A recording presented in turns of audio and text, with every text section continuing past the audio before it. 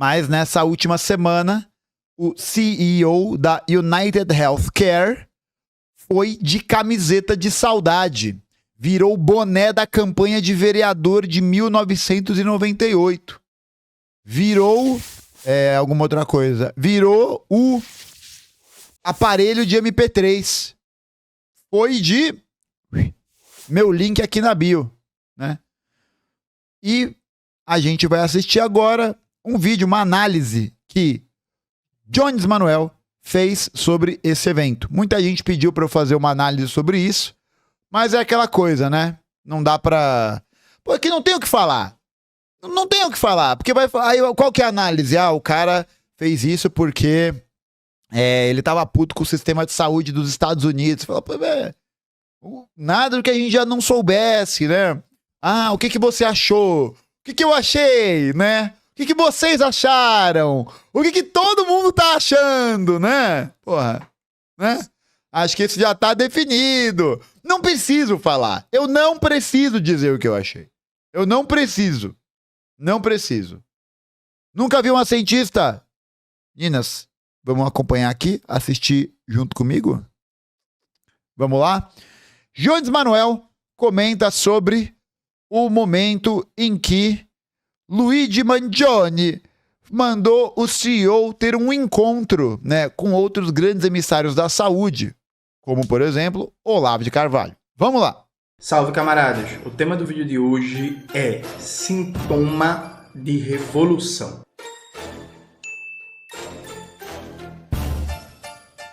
Antes de começar propriamente o tema do vídeo do canal, quero muito agradecer a você que ajuda a manter e melhorar nosso canal a partir do Apoia-se. Seu apoio é fundamental para a gente continuar o nosso trabalho. Se preferir, o Pix está aparecendo aqui como QR Code na tela do vídeo. Lembrando que a gente tem uma lista de transmissão no Zap Zap com todo o conteúdo que a gente produz e recomenda. Entra lá e não perde nada. Camaradas, note, essa altura do campeonato, acho que quase todo mundo está sabendo do assassinato do Brian Thompson. Quem é o Brian Thompson? Bota a foto dele aí na tela, Maxwell, por favor. Brian Thompson era CEO da United Healthcare. United Healthcare. Eu mandei mensagem para Maxwell pedindo para ele mandar um áudio para mim me dizendo como é que pronuncia o nome dessa desgraça. Mas provavelmente eu estou pronunciando errado. Para quem não sabe, eu tenho dislexia. A vida do disléxico é muito difícil. Pois bem, o Brian ele foi assassinado com 3 tiros por um atirador que está sendo procurado. Eu estou gravando esse vídeo na segunda-feira. Ele já foi encontrado e já está sob custódia, tá? Já conseguiram detectar ele e tal. E aparentemente ele é um homem bem gostoso. Aparentemente, supostamente, ele é um homem bem gostoso. Na terça, então nesse momento até agora ele não foi encontrado. E hoje a gente amanheceu com várias notícias falando que nos Estados Unidos o atirador é um herói popular, né? É uma celebridade. A jaqueta que o cara usou tá esgotando as vendas. Todo mundo que aparecer com a jaqueta é igual. Um jogo Caralho. com as palavras que ele escreveu nas balas tá fazendo o maior sucesso na internet. Tá aparecendo em pichação de muro e por aí vai. Meu Deus. Tem no Twitter, no TikTok, em várias redes. Ele aí que daqui a pouco vai começar a lacração. Preciso anotar umas coisas. Sou psicólogo e com o valor que os planos de saúde pagam aos profissionais, o ódio é o mesmo dos pacientes. Veja o preço do plano da Unimed. Eles pagam R$30 por consulta com um psicólogo. É isso, né? A indústria do sistema de saúde, dos planos de saúde, não é uma exclusividade dos Estados Unidos. É que lá o bagulho é treva, né? O negócio ali é o livre mercado operando modo turbo, Master Blaster. Mas aqui a gente tem um avanço cada vez maior também dessa mesma lógica e dinâmica. Teve um aumento no faturamento e na lucratividade das grandes empresas de planos de saúde nos últimos anos. O que indica também que mais pessoas estão aderindo aos planos de saúde como alternativa ao processo de desmonte que é realizado no SUS, né? Então, o SUS vai perdendo verba, vai perdendo dinheiro e a saúde privada vai sendo dominante nesse cenário de troca, né? Aí a galera vai querer ser atendida, né? Vai querer ter acesso a um serviço melhorzinho, coisa e tal. É a inversão completa dessa lógica na mercantilização da saúde, né?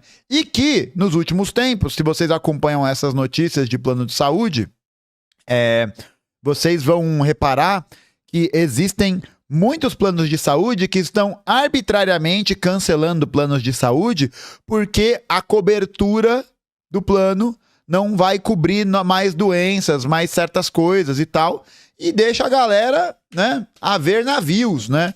Porque aí vai falar, mas a Agência Nacional de Saúde tem que conferir. Olha o que eu mando aqui quando alguém fala que é uma agência nacional entupida de lobby vai fazer. Ai, meu pé.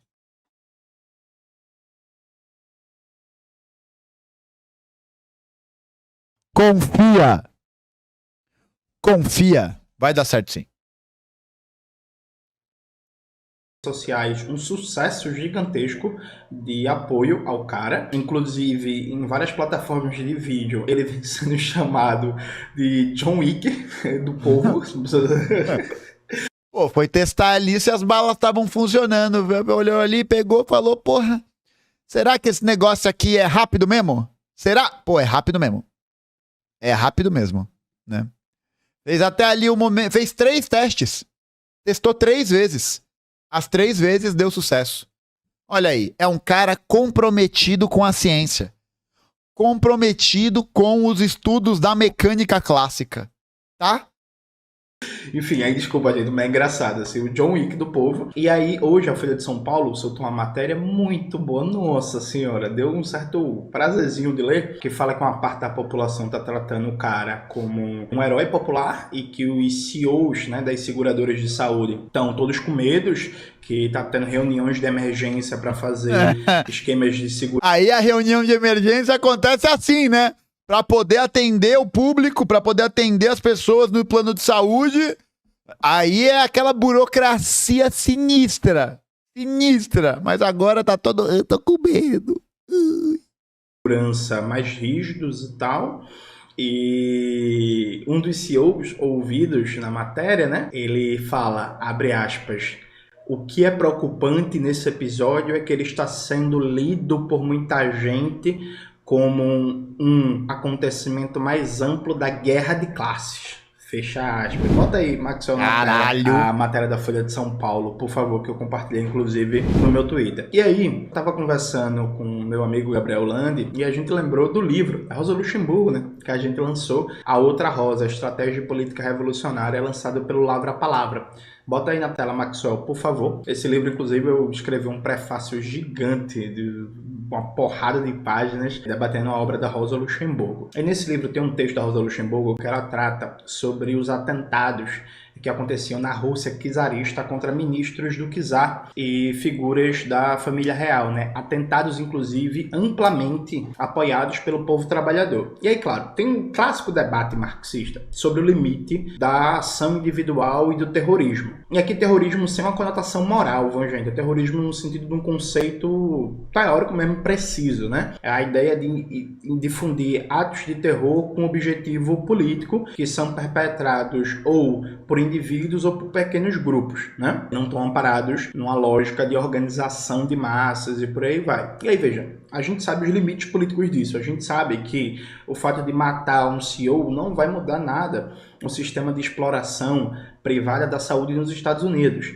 A gente sabe que a própria empresa, vou abrir de novo, United Healthcare, vai continuar lá funcionando muito bem, obrigado. O fato de matar um CEO não vai mudar em absolutamente nada no funcionamento da empresa. O debate que eu quero fazer com vocês é outro. Veja, os Estados Unidos, ele está passando por uma experiência muito interessante. Há quase 10 anos, a gente tem notícias do crescimento ou de um renascimento do movimento sindical nos Estados Unidos, de greves, de categorias que fazia 20 anos que não tinha greve, que voltaram a ter greves, de sindicatos voltarem a se mobilizar, de categorias que historicamente não têm tradição sindical, estabelecerem a primeira greve da sua história, então greve na Amazon, greve no McDonald's, greve em Hollywood, né, dos roteiristas e tal, enfim. Há uma explosão do número de greves, especialmente depois do desmonte que aconteceu nos sindicatos dos Estados Unidos na era neoliberal. Há também uma tendência de viragem à esquerda muito forte na sociedade estadunidense, ao ponto de que, eu já comentei isso várias vezes no canal,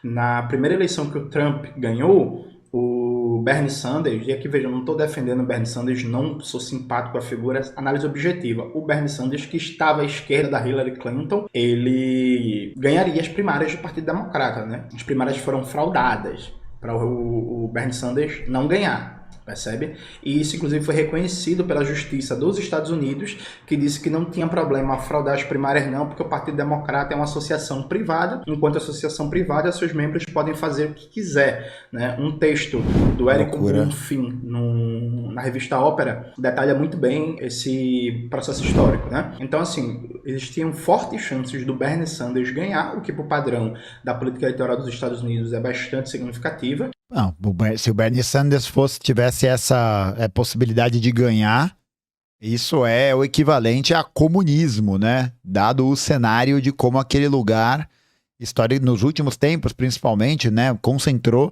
boa parte das forças reacionárias da política, né? E de como isso é visto pela população em geral, né?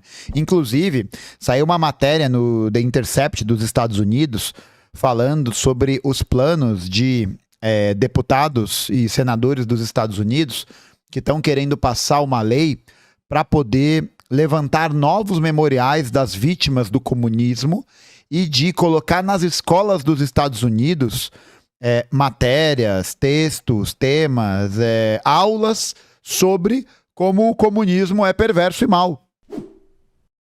Não é sacanagem.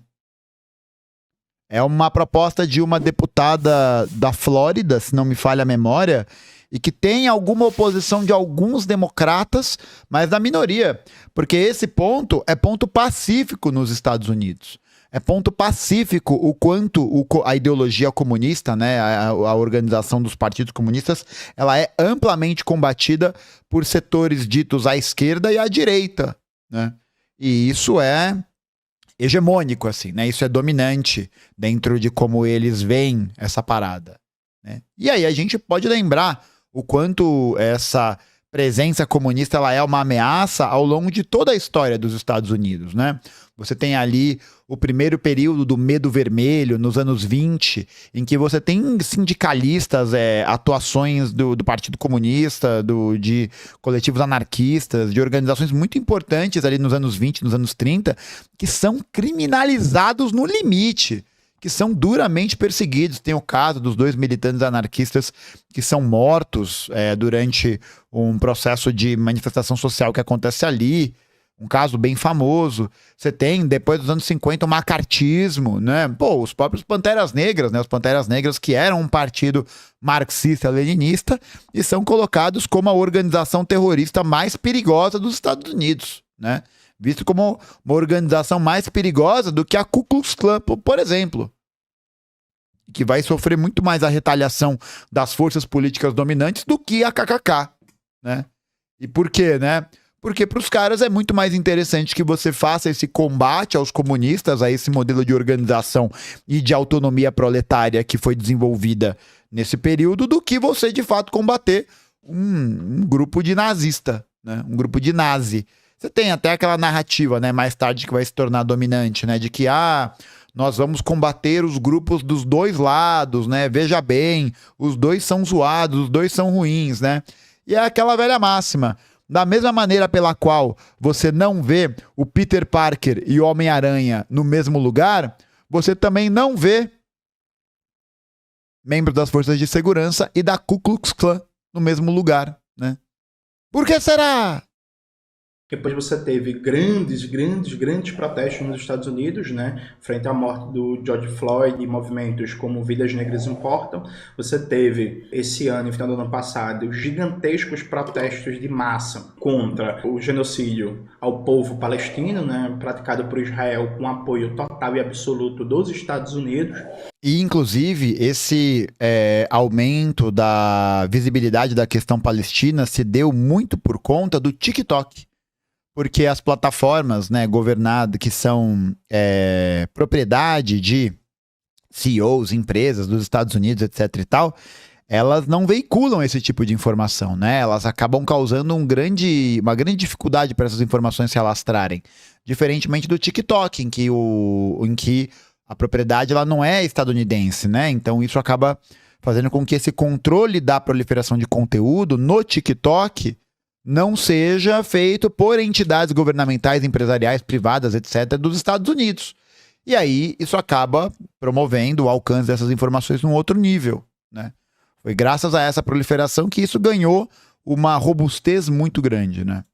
Você tem também um fortalecimento de um sentimento anti-guerra muito forte, né? A aprovação do público estadunidense no geral, as ações imperialistas dos Estados Unidos mundo afora vem bastante abalada, né? O consenso em torno da necessidade de guerras permanentes vem bastante enfraquecido, né? Você tem também um processo em que temas como combater a privatização da saúde e da educação e o endividamento em massa que isso gera nas famílias são cada vez mais populares, e até o Donald Trump, que tem um discurso reacionário e fascistoide, ele tem um discurso reacionário e fascistoide, mas que apela, por um viés reacionário e fascistoide, a uma crítica ao neoliberalismo, e claro que isso é mera demagogia, né, gente? Mas enfim, aí uma nostalgia de um período fordista, em que os salários, os empregos, o poder de compra dos salários era muito maior. Então tem uma série de fissuras muito grandes na sociedade estadunidense, um aumento das contradições muito significativo, expressivo dessa sociedade,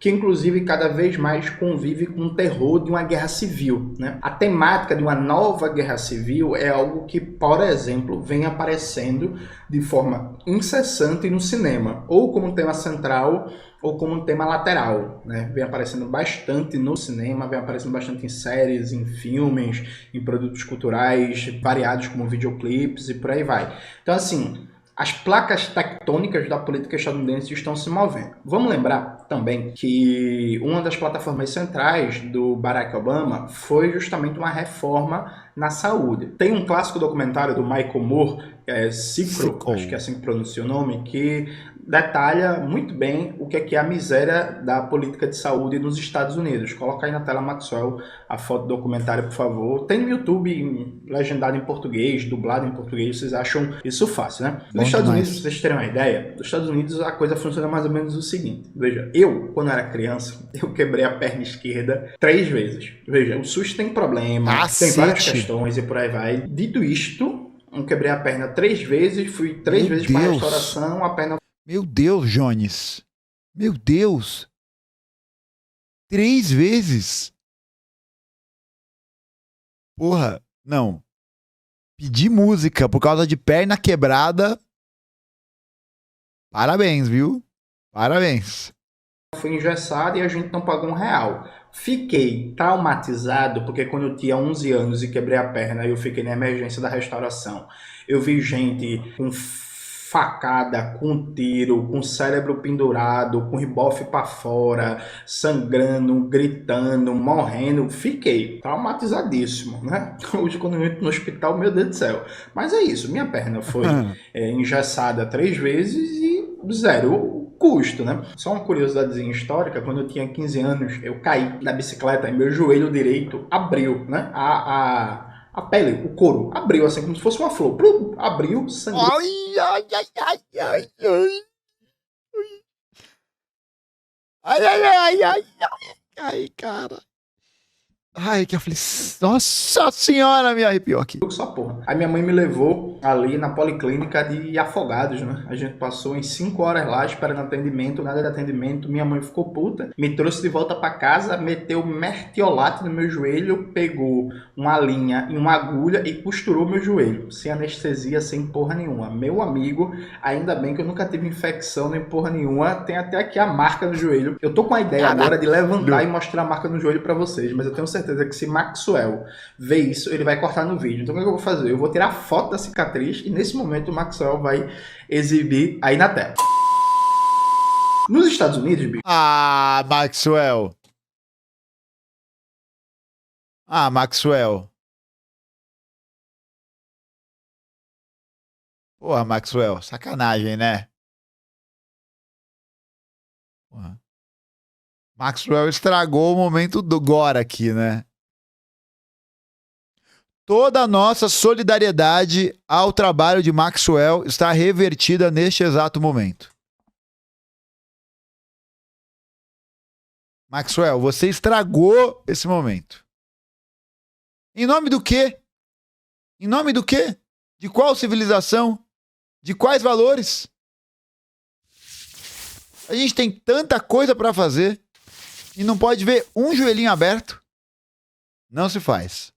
Se você quebra uma perna, você teve uma fratura grave, quebrou o osso em 3 lugares diferentes. Meu irmão, só por você quebrar uma perna, isso pode significar você ficar endividado pro resto da vida. É disso que a gente tá falando, tá ligado? Esse é o grau, é assim, é isso.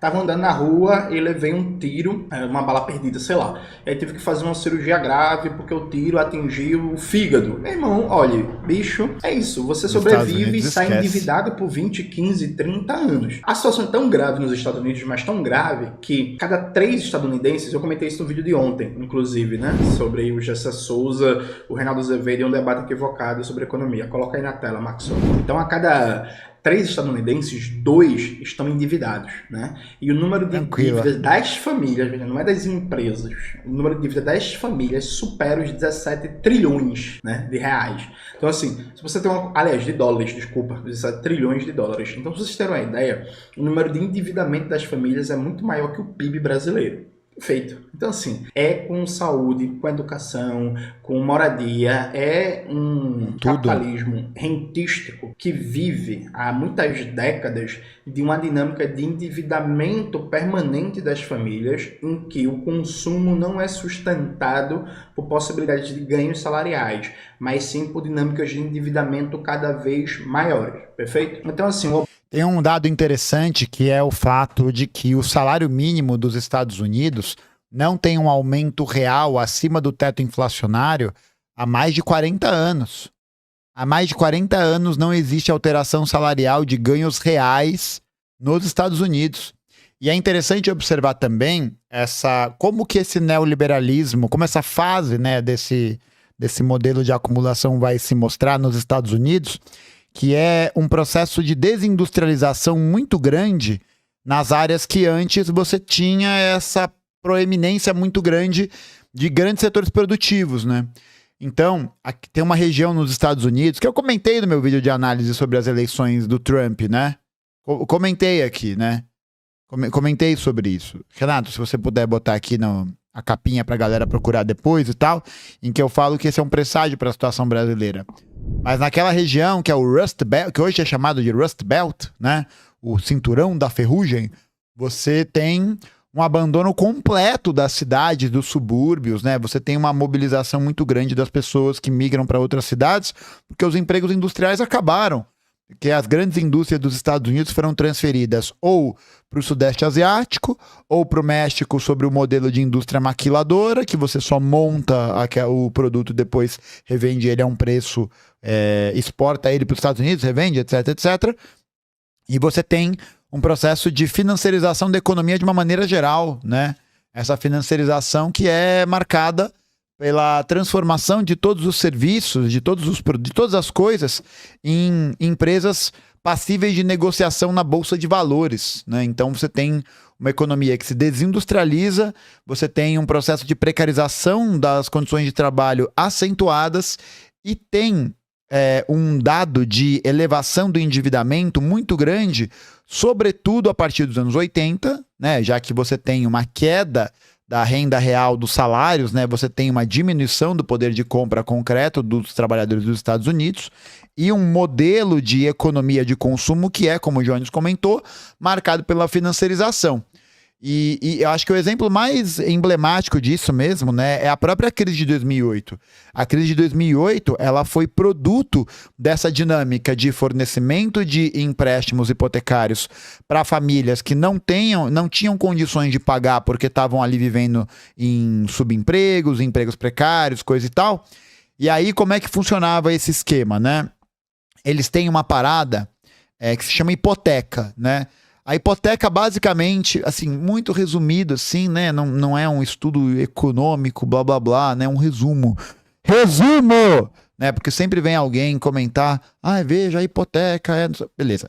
A hipoteca é esse esquema em que o trabalhador, ele vai pedir uma grana emprestada para o banco e ele dá como garantia o imóvel dele. E aí, nesse empréstimo, né, que ele financia em tantos anos, financia em muito tempo, ele consegue essa grana, continua vivendo, e vai pegando o dinheiro dessa hipoteca. Ele hipoteca a casa dele. E existe uma modalidade de empréstimo que se tornou muito popular nos anos 90 nos Estados Unidos, que é a modalidade dos chamados subprimes, né? Esses subprimes eram modalidades de empréstimo em que famílias que não têm uma avaliação de risco boa no sistema de crédito ganhavam os empréstimos mesmo assim. E aí você não tinha qualquer preocupação se a família ia pagar ou não, né? Porque foda-se, porque o empréstimo que o banco quer fazer é emprestar dinheiro, ganhar juros, ganhar a casa, vender a casa e assim vai. Então, na virada dos 80 para os 90, esse tipo de empréstimo começou a ganhar cada vez mais força. E como você não tinha, né, nenhum tipo de perigo sobre a segurança do sistema bancário ou do sistema financeiro dos Estados Unidos nesse aspecto, esse tipo de empréstimo se tornou muito comum, até o momento em que você começa a ter uma falta de liquidez nos pagamentos dessas famílias, em que essas hipotecas começam a ser executadas, né? E aí a galera pedia empréstimo em cima de empréstimo. Então ela dava a casa como garantia, dava outros imóveis e às vezes o próprio imóvel de novo como garantia. Para você ter mais empréstimo, para poder comprar carro, comprar, sei lá, né, viver aí de mercado, fazer as coisas, já que o poder de compra real concreto é cada vez mais diminuto. E aí em 2008, quando se percebeu que havia uma bolha se formando, né, já que a grande tendência era dos bancos pegarem e fornecerem mais empréstimos, vários bancos vão executar essas hipotecas, né? Vão falar, ó, beleza, agora a gente vai tomar essa casa, vai vender essa casa, vai recuperar o dinheiro e vapo. Só que quando eles vão fazer essa avaliação, eles percebem que o valor das casas que eles conseguiram hipotecar e fornecer empréstimos haviam caído verticalmente em relação aos empréstimos iniciais. Ou seja, a casa não valia mais nada, ou valia muito menos. Agora, isso aconteceu em uma escala, em uma cadeia gigantesca, enorme, inimaginável. Aí, fudeu legal, né? Aí fudeu legal, porque o banco não tinha liquidez para poder pagar a dívida, a casa não valia nada, o banco quebrou e junto com o banco, todas as atividades auxiliares, todas as atividades que aquele banco está envolvido, né? E aí o governo dos Estados Unidos vai fazer o resgate dos bancos, né? Vai fazer o resgate de várias empresas para evitar que elas quebrem, sem que isso se reverta em um processo de aumento dos salários, sem que isso se reverta num processo de incremento do investimento da estrutura pública. Então foi um pacote de salvação bancário que serviu para evitar que essas grandes empresas e grandes bancos pudessem derreter. E aí a gente está vivendo os resquícios da crise até hoje, viu, gente? Aqui de 2000, o que a gente está vivendo de acentuamento, né, acentuação da crise capitalista é produto de 2008. É produto ainda de 2008. Então, um tema muito interessante. Ó, um filme que é legal sobre esse tema, tá? É um filme de Hollywood, né? Então vocês já tem que assistir com a antena ligada e tal. Mas acho que é um filme que explica bem essa dinâmica. É o filme A Grande Aposta, tá bom? Filme bem legal, com o Steve Carell, com o Brad Pitt, com o Christian Bale, com um grande elenco, tá? Filmaço, muito bom. Obama foi eleito com a promessa de enfrentar isso na área da saúde e não conseguiu dar resposta. O próprio Bernie Sanders, né? Não e mesmo a resposta que o governo Obama deu, que foi uma lei que ampliou o número de acessos aos planos de saúde para pessoas de baixa renda e alguns grupos, é absolutamente minoritário. Nos Estados Unidos, você tem basicamente 3 formas de acessar a saúde. Você tem o Medicare e o Medicaid, que são 2 programas do governo federal dos Estados Unidos que servem para poder atender população de baixa renda e para atender também, se não me engano, veteranos de guerra. Alguma coisa assim. São 2 programas federais que fazem um subsídio de algumas partes da saúde da população, mas que são absolutamente minoritários. E o sistema privado, né? O sistema privado que é feito através das seguradoras. Então são as seguradoras que fazem esse intercâmbio entre os hospitais e os clientes, né? Porque é esse o nome, clientes, e que garantem o acesso ou não aos procedimentos médicos. E aí aquela coisa, é o esquema de uma seguradora, né? A seguradora não quer gastar dinheiro, você tá lá. otário, né, pagando todo mês o plano de saúde, pagando todo mês ali, e aí na hora que você precisa de um procedimento, a seguradora vai fazer todo o esforço do mundo para que você não acesse aquele procedimento. Porque aquele procedimento vai significar custo, né? Vai significar uma dedução do quanto a empresa está recebendo e do quanto ela está ganhando, né? Porque você vai ativar um hospital, um médico, uma especialidade, não sei o que, não sei o que lá. E aí você não consegue fazer porra nenhuma, né? Você não consegue fazer nada. Se você quebrar uma perna e chamar uma ambulância, tá fudido. Tá fudido.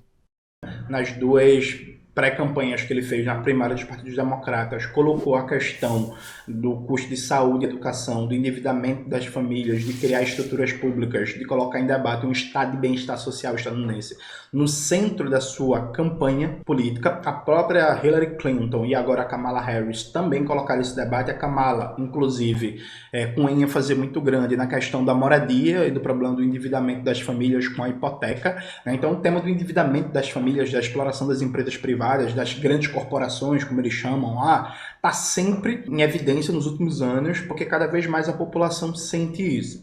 Então você tem um problema, que é um problema central para a vida da classe trabalhadora, que inclusive a burguesia e o sistema de dominação hegemônico já tentou dar uma resposta eleitoral a isso na democracia burguesa. Essa resposta falhou, o problema continua existindo, o problema continua se aprofundando, há uma insatisfação generalizada nos Estados Unidos com o tema, sabe? E aí é uma coisa que é curiosa, né? Ao mesmo tempo que é uma insatisfação generalizada e crescente, isso, por exemplo, não se reflete na indústria cultural. Para nível de potência da indústria cultural, a quantidade de milhares de filmes, séries que são produzidas todos os anos por Hollywood, esse tema que é um dos temas centrais do dia a dia, do cotidiano do estadunidense, isso simplesmente não aparece como elemento central nas produções. E aí, vejam, eu estou dizendo que não tem, viu, gente? Presta atenção, porque alguém vai citar 2 ou 3 filmes, 2 ou 3 séries que falam sobre o tema. Eu sei, gente. Eu, inclusive, assisto Grey's Anatomy, sabe? É isso. Estou falando de um tema central, como elemento que polariza as atenções, né? Isso não está colocado. E aí, quando um cara mata um CEO de uma dessas seguradoras de saúde, e assim, eu posso ter feito a pesquisa errada, mas pelo que eu vi até agora, nem se tem certeza de que a gente tá falando de um cara que matou por motivações políticas, percebe? Nem se tem certeza disso. Essa é a suspeita inicial, mas ainda não tá claro, tem que se investigar, não sei o que, tem que pegar o cara,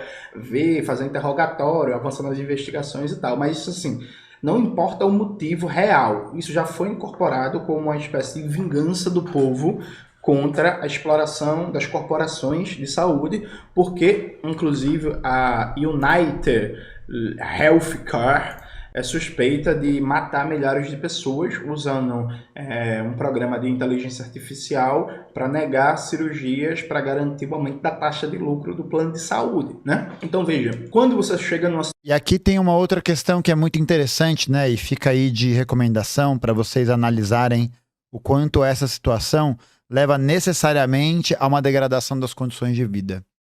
A gente sabe, e se vocês não sabem, vão saber agora, que no capitalismo existe um processo tendencial de queda da taxa de lucro. Conforme o tempo vai passando e mais capitalistas adentram ao mercado, ao negócio e tal, você vê que a taxa de lucro, que é essa razão em que os capitalistas estão conseguindo tirar os seus montantes de acumulação, tem uma queda, tem uma tendência à queda, que é motivada por vários fatores, né? Então, para poder tentar manter essa taxa de lucro elevada, para tentar garantir que ela se mantenha em um patamar sempre maior do que o anterior e assim garantir o sucesso do empreendimento capitalista, isso vai refletir em políticas que vão tentar retirar o poder de barganha e de mobilização dos trabalhadores a partir da diminuição dos seus salários, da precarização das condições de trabalho ou de qualquer motivo dessa natureza, porque assim os capitalistas vão conseguir pagar menos pela força de trabalho que vai estar sendo empreendida naquela empresa ou naquela razão e vai conseguir dessa maneira aumentar o volume de trabalho, né, que eles vão conseguir retirar e assim garantir um aumento também da taxa de lucro. Só que conforme essa queda da taxa de lucro ela vai descendo, né, isso significa automaticamente que esses capitalistas vão precisar aumentar a exploração do trabalho, aumentar a exploração sobre a classe trabalhadora para poder manter essas taxas de lucro elevadas, já que É aquela coisa, o capitalista ele precisa vender para o maior número de pessoas possível, né? Então, se você tem vários planos de saúde, várias seguradoras que estão concorrendo nesse cenário, se elas mantiverem seus preços muito altos, as pessoas não vão ter como pagar. Isso vai acabar levando elas à falência. Então, você vai ver uma diminuição cada vez maior do valor desse acesso, e isso vai estar condicionado, isso vai estar articulado junto com um processo também de diminuição do poder de compra e do poder salarial que a classe trabalhadora vai ter, né? Já que para o capitalista é muito mais interessante que ele aumente esse grau de exploração, que ele aumente essa mais-valia que ele vai extrair nesse processo, do que ele, por exemplo, sei lá, né, vender uma máquina, vender alguma coisa, né, diminuir o seu capital constante, né? Ele vai aumentar essa taxa de exploração sobre o capital variável, né? Sobre o quanto ele paga de salário, uma diminuição dos salários e aí um aumento das horas trabalhadas, etc, etc, etc. Então a tendência é que isso piore. A tendência é que isso piore, né? Que isso piore porque isso vai significar, ao mesmo tempo, simultaneamente, um aumento do faturamento da lucratividade das empresas de saúde, né? Vide aí. Comentei no começo do vídeo, aqui no Brasil a gente tem uma situação muito similar ao que é nos Estados Unidos, né? Um aumento do faturamento e da lucratividade das empresas de saúde que é gigantesca, que já bateu mais de 1 trilhão, entendeu? Aí, e a galera é cada vez menos atendida, né? Você tem uma privatização cada vez maior da saúde. E tem uma outra coisa ainda, você tem um acompanhamento de uma lógica de saúde que é cada vez pior. Porque você vai lá e você é atendido dentro da perspectiva e dentro da noção de resolução do problema imediato, né? Então você não tem mais, cada vez menos pelo menos, né? Um médico da família que acompanha, que sabe a sua história, que sabe o que está acontecendo, que está te escutando, né? Que está verificando, pô, onde que essa pessoa mora, o que ela está comendo, como que ela está trabalhando. Não tem uma visão das condições de vida concretas e objetivas que levam ao adoecimento. Você simplesmente vai lá com um problema, a pessoa vai lá, te examina e já era, né? Não te pergunta, sei lá, né? Para dar mesmo um exemplo pessoal. Eu fui outro dia no médico do plano de saúde porque eu tenho dermatite seborreica, né? E aí, quando fica muito frio, minha pele fica muito ressecada, isso ataca demais. E isso me incomoda muito. Não dá nenhum problema, tipo, de saúde, enfim, né? De uma coisa muito grave, muito aguda e tal. Mas me afeta a minha autoestima, né? Me afeta porque a pele começa a descamar. Aí eu fui na dermato, né? E aí a dermato me examinou e tal. E foi tipo isso, examinei, eu vi que você tem dermatite seborreica. É isso, sabe? É isso. Porra, obrigado, né? E aí ela passa lá um shampoo, passa lá um negócio e já era. Já era. Já era. Não perguntou a temperatura que eu tomo banho, não perguntou se eu tô trabalhando muito, se eu tô estressado. Não faz essas perguntas. E assim, né? Também não é uma questão da gente jogar essa responsabilidade pro médico que tá submetido a essa lógica. Porque o médico que atende pelo plano de saúde ganha uma mixaria, ganha uma miséria para atender no plano de saúde, ganha muito pouco. Então ele precisa correr com os atendimentos, ele precisa atender o maior número de pessoas possível para que ele consiga ter um salário decente. Aí você vai cagando e andando, né? Você vai, passa a pomada, passa o shampoo e vapo, né? E já era. Aí depois você retorna e aí vê se melhorou, se não melhorou. Então não tem essa possibilidade de um acompanhamento que é realmente um acompanhamento para entender o seu problema de saúde, né? É um modelo de medicina que é um modelo de medicina que serve a essa característica imediata, né? Uma característica muito mercantilizada, muito mercadológica, que é também expressa pela expansão do número de consultórios particulares, né? De policlínicas que as pessoas pagam para ir, porque é mais rápido, né? Porque é mais barato, aí você paga lá 100 conto, 150 conto, você vai ali rapidinho, na hora que você precisa de um exame mais urgente, de um atestado, de qualquer coisa assim.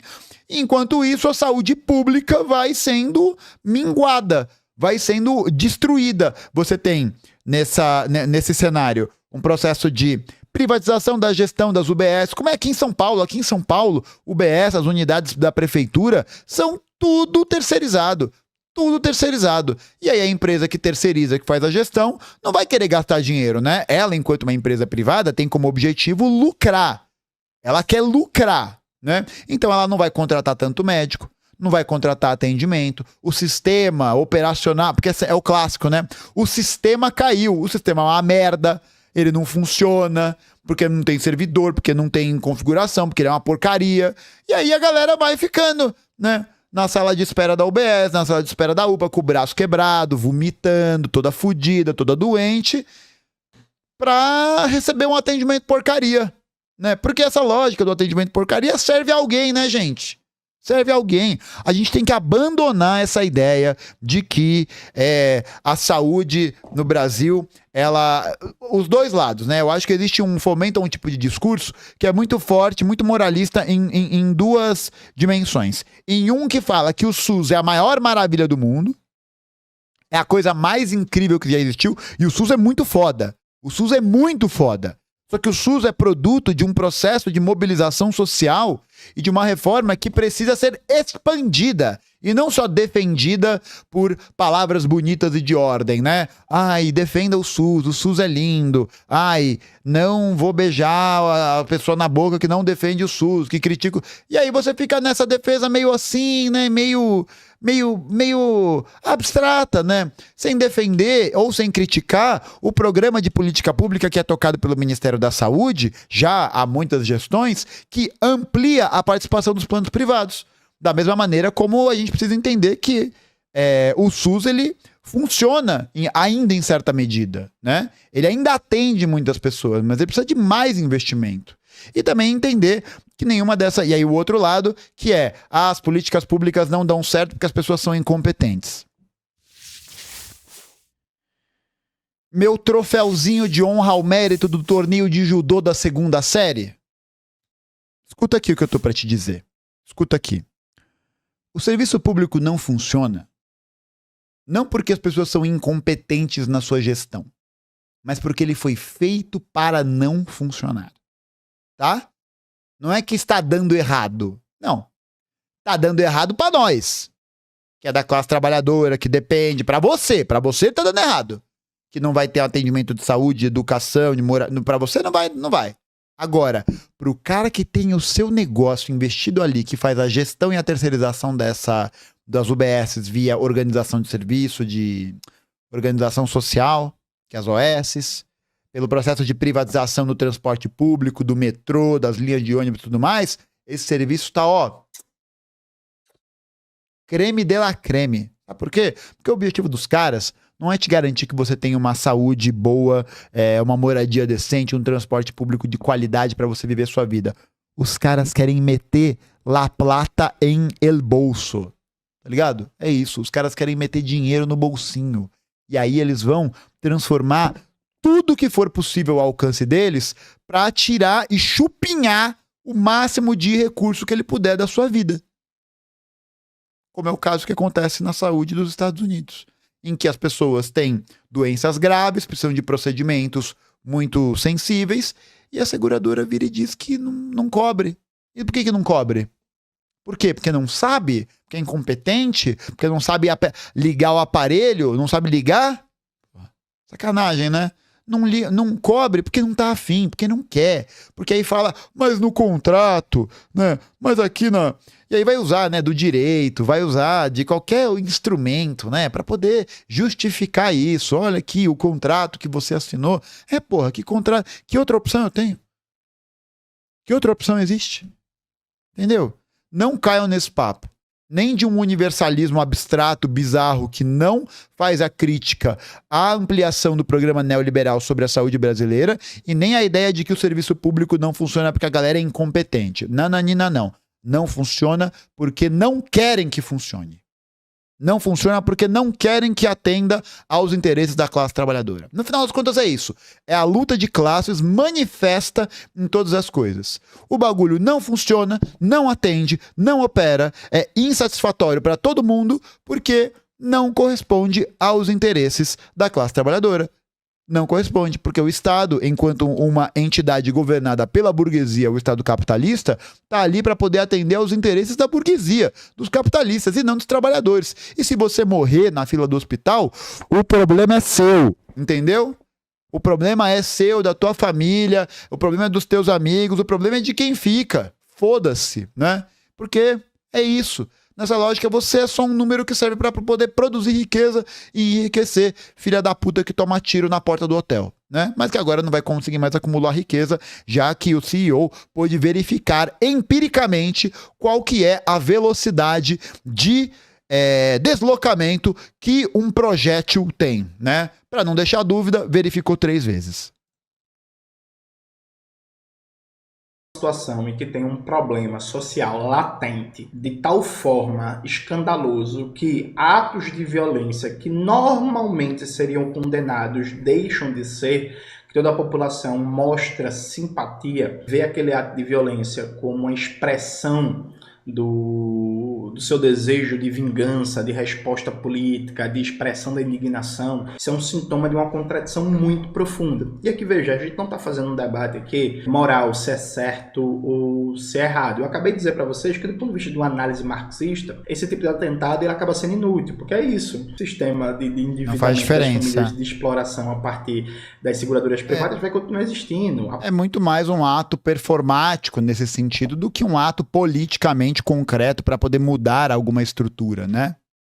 A própria empresa do Brian vai continuar existindo, não vai mudar no fundamento muita coisa, mas isso ser capturado como elemento de aprovação popular, elemento de expressão da revolta, a galera gostar do cara, e aí, pelo que eu consegui ler, é uma coisa meio que despolariza os Estados Unidos, no sentido que tanto figuras com a tendência político-eleitoral mais democrata, quanto figuras com a tendência político-eleitoral mais republicana, estão ali dizendo que o cara é um herói, que não sei o que, e por aí vai. Isso é um sintoma de que a sociedade estadunidense ela tem contradições muito importantes e aquela ideia de que é uma sociedade estável, insuspeita de risco de rebeldia, de risco de explosões populares, ela não se sustenta. Evidentemente, a gente tem um debate aqui muito amplo para fazer, que nos Estados Unidos é muito difícil criar um movimento revolucionário de massas.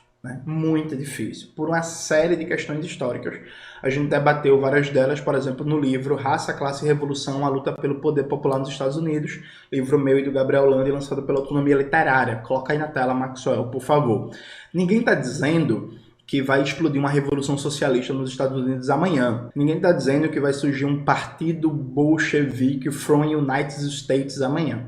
O que a gente precisa observar é que há um aumento cada vez maior das tensões sociais, das contradições, da fissura, dos problemas da sociedade estadunidense. A impressão que dá é que o país entrou numa espiral de problemas, de disfuncionalidade do padrão de dominação política, a tal ponto que a classe dominante não consegue mais achar uma solução progressiva, né? Ela não consegue mais reformar o capitalismo estadunidense para estabelecer um novo padrão de dominação sólido, com amplo consenso de massas e que dure por muitos anos.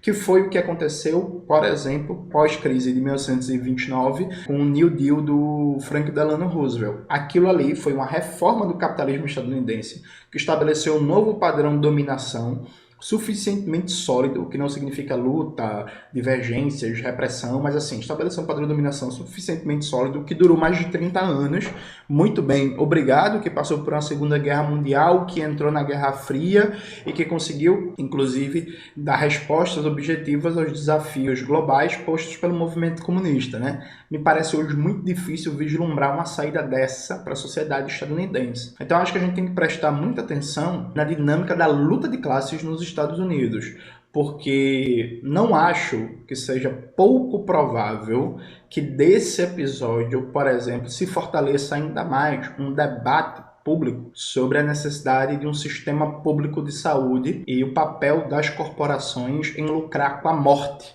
né? Com o adoecimento, com os momentos de desespero das pessoas, né? A Rosa Luxemburgo, voltando para ela, quando ela fala dos assassinatos que aconteciam na Rússia a partir da segunda década do século XX, ela fala assim, ó, a gente sabe que esses assassinatos não vão derrubar o czarismo e tal. Dito isto, a popularidade desse tipo de ação indica que existe uma crise de legitimidade na base do sistema czarista. Indica que o czarismo é como se fosse uma ilha que está ficando cercada, que está perdendo apoio nos camponeses, que está perdendo apoio nos estudantes, que está perdendo apoio nos operários, que está perdendo apoio na intelectualidade, e que inclusive setores do czarismo cada vez mais falavam da necessidade de uma auto-reforma, senão o edifício iria implodir. E como a gente sabe, historicamente implodiu. E aí, claro, situações como essa, como diria o finado Zizek, que morreu, viu, gente? Hoje em dia é um reacionáriozinho aí que tá habitando o corpo. Mas como diria o finado Zizek, pode acontecer tudo e não acontecer nada, né? Mas eu acho que a gente tem um prenúncio aí muito interessante. A gente tem um prenúncio de que no centro do sistema capitalista há cada vez mais fissuras, há cada vez mais problemas. Falta o sujeito revolucionário organizado? Falta. Falta uma cultura política marxista revolucionária mais sólida? Falta. Falta um processo de unidade, inclusive unidade nacional maior da classe trabalhadora, de uma classe trabalhadora que tem muitas fissuras, fissuras regionais, fissuras religiosas, fissuras raciais? Falta. Né? Boa parte, inclusive, da insatisfação da classe trabalhadora está capturada por uma perspectiva reacionária à la trumpismo, que acha que vai enfrentar a piora de suas condições de vida a partir de um sonho nostálgico de uma volta do auge do Fordismo estadunidense. Tudo isso está colocado,